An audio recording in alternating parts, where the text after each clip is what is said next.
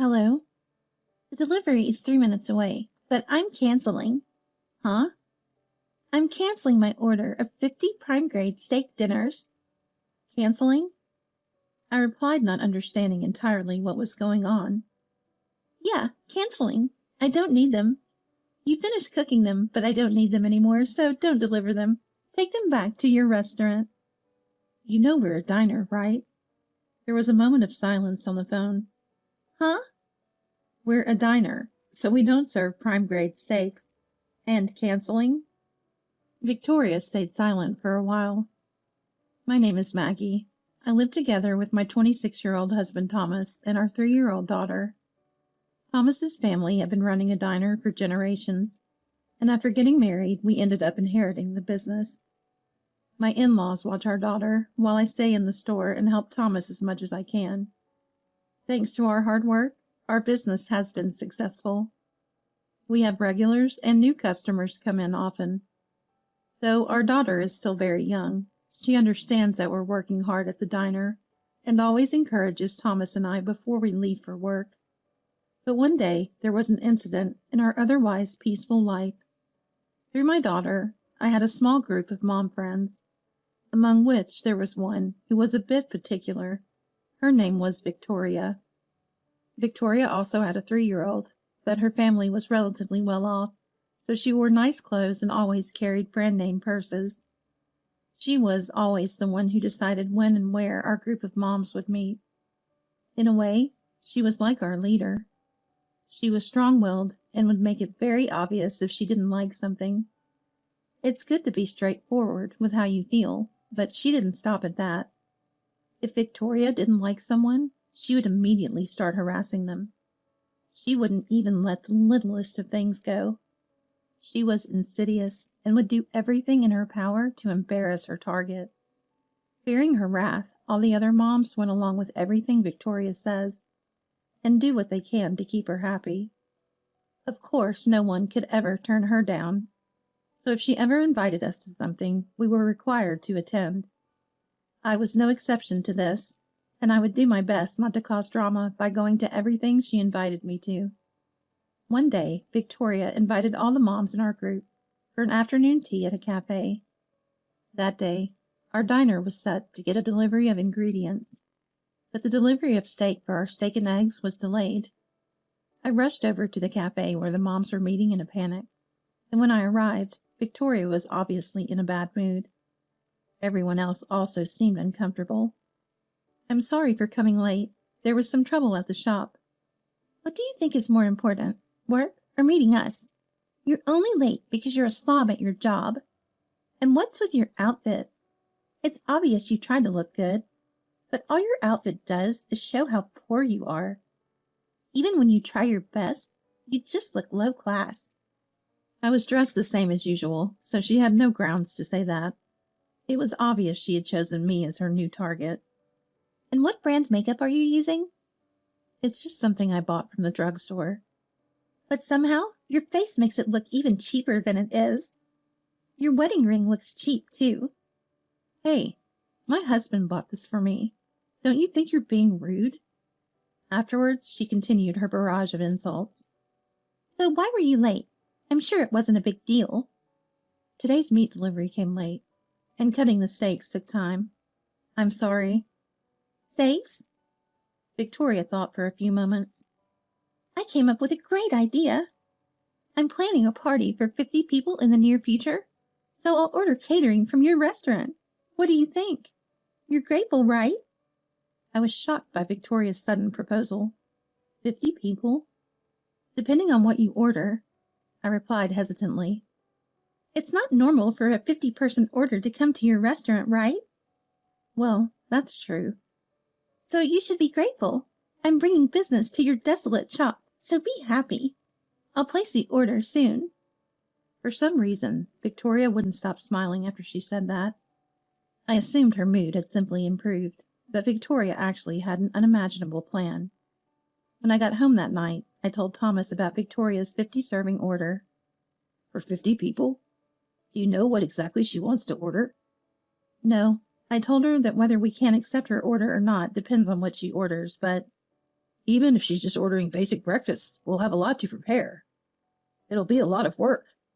Should I turn her down? Thomas gave it some thought and then shook his head. No, this is a huge order that we shouldn't just let go of. Of course, it depends on what she decides to order, so let's see. I'm pretty sure she'll call in with her order, so you should hear from her soon. Though I didn't want to go along with what Victoria wanted, Thomas was right. We shouldn't let this business opportunity go by. Our small diner should be happy to get an order like this. Trying to shift my thoughts to those of gratitude, a few days passed. As I was heading home from the diner one evening, I got a call from Victoria. Maggie, your husband should be more polite to his customers on the phone. Being told that out of nowhere, I didn't understand what was going on. Huh? What are you talking about? I just called to make the order, and his attitude was really cold considering he was talking to a customer. Inconsiderate. It was as if he was reading a script. That's why your restaurant is falling apart. You should put your customers first if you want to make sales. I can't stand restaurants where poor people eat. Victoria was obviously very dissatisfied. Hearing that, I got worried. And something felt off. Thomas was usually very good at customer service. He shouldn't have felt cold or inconsiderate. And you should have at least properly told him my name. He didn't seem to understand what I was saying at all. Huh. Anyway, just cook everything properly. You understand, right? Ah, you were ultimately able to place the order? Thank you. I can't trust your restaurant at all, but you better do your best to make something good. Once she finished saying that, she ended the phone call. Anyway, it seems she managed to place the order, so I decided I will check with Thomas once I get home. When I reached home, Victoria's order came in today, right? She got angry because she said you didn't know her name. Well, I don't know her last name. It's Anderson. Thomas looked at his notepad of orders. Ah, yeah, Anderson. An order for this coming Saturday? So that was Victoria. Please cook everything carefully, or else I'll become her next target. Oh, you women and your dramas. Well, if I leave things to Thomas, it should be okay. At that point, I relaxed, but I never imagined what would take place next. An afternoon a few days later, I set out on our motorbike to make some home deliveries. Right before the final delivery, I got a call.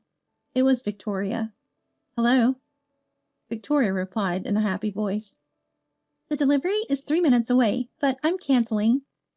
Not knowing what was going on, all I said was, Huh? I'm canceling my order of 50 prime grade steak dinners. Canceling? I replied, not understanding entirely what was going on. Yeah, canceling. I don't need them. You finished cooking them, but I don't need them anymore, so don't deliver them. Take them back to your restaurant. I had no clue what Victoria was talking about and just got confused. Frustrated by this, Victoria said, I'm trying to tell you, I don't need the prime grade steaks I ordered from your restaurant. Do you get it? Finally, getting a grasp on the situation, I replied, You know we're a diner, right? There was a moment of silence on the phone. Huh? We're a diner, so we don't serve prime grade steaks. And canceling?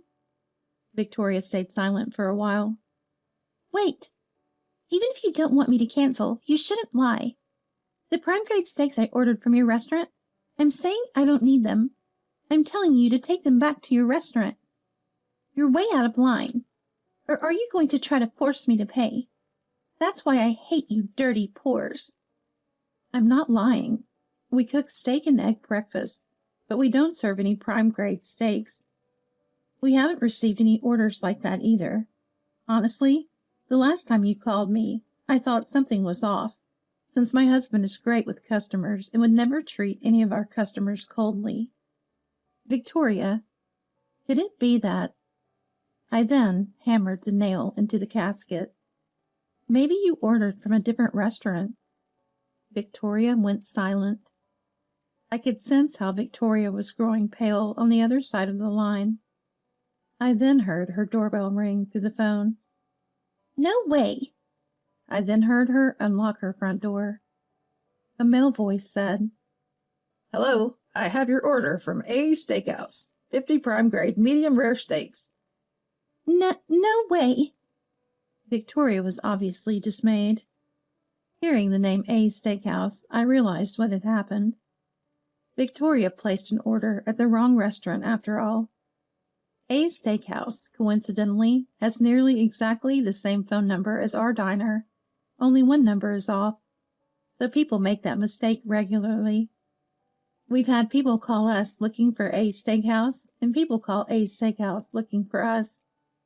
Most people quickly notice the difference between a steakhouse and diner, but I guess Victoria just didn't notice when she placed her order. I heard Victoria trying to argue with the delivery man, saying that she was canceling her order. "Hello, Victoria. Is everything okay?" "This is all your fault. I was planning to order from your restaurant and cancel last minute. I accidentally placed an order at the wrong restaurant."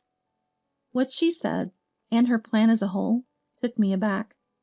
On the other side of the phone, the delivery man continued to tell her she has to pay, while she went into hysterics saying she's canceling.